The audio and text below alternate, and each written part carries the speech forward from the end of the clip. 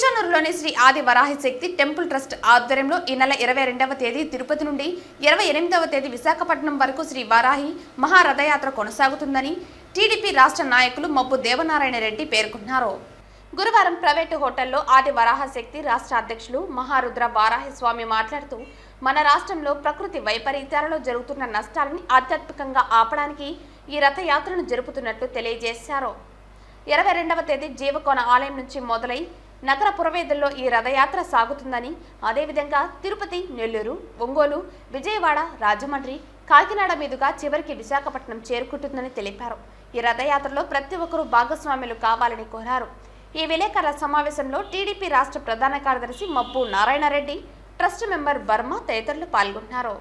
ప్రజలందరికీ కూడా వారాహి మాత మీద ఉన్నటువంటి అపోహలు తొలగించి ఆమె క్షుద్రదేవత, ఉగ్రదేవత కాదు, కోరిన కోర్కులు తీర్చే కల్పవల్లి పంచమి నాయకి వారాహి మాత అని చెబుతూ ఇక్కడ పీఠం గౌరవాధ్యక్షులు మన మాజీ ఎమ్మెల్యే మబ్బునారెడ్డి గారి కుమారులు, ప్రస్తుత తిరుపతిలో ఉన్నటువంటి ప్రముఖులు, అందరి శ్రేయస్సు కోరుకునే మబ్బు దేవనారాయణ రెడ్డి గారి ఆధ్వర్యంలో ఈ మహాయజ్ఞం ప్రారంభమవుతుంది.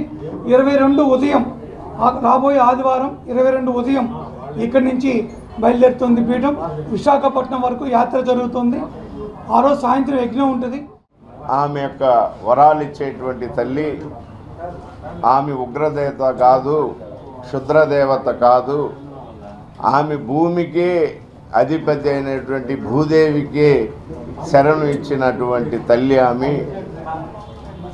మనం కన్నీళ్లతో కన్న తల్లిని కోరికని అడిగితే కాదనొచ్చేమో, కానీ వారాహిని కోరిక అడిగితే అది ఖచ్చితమైన ధర్మ ప్రవర్తనతో కోరిన కోరికను ఆమె నెరవేర్తిస్తుంది, ధర్మానికి తోడు ఉంటుంది. కాబట్టి ఆమెను కొలవండి అని మేము చెప్తూ ఉండేవాళ్ళం.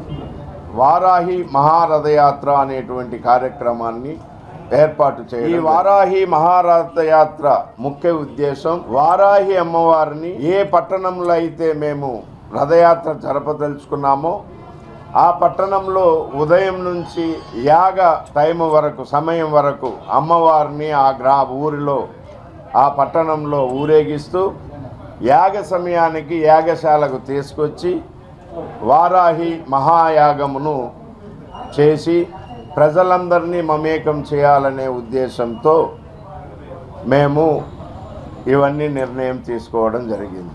మిత్రులు వర్మ గారు, ఆయన వారాహికి భక్తుడు. ఆయన వాళ్ళు సెలవిచ్చింది ఏంటంటే, చెట్లను నాటుతున్నాం, అది ఈ హైబ్రిడ్ ఇలాంటి ఇప్పుడు వచ్చినటువంటి సంకరజాతి మొక్కలు కాకుండా దేవతా వృక్షాలైనటువంటి బిల్వ, మారేడు,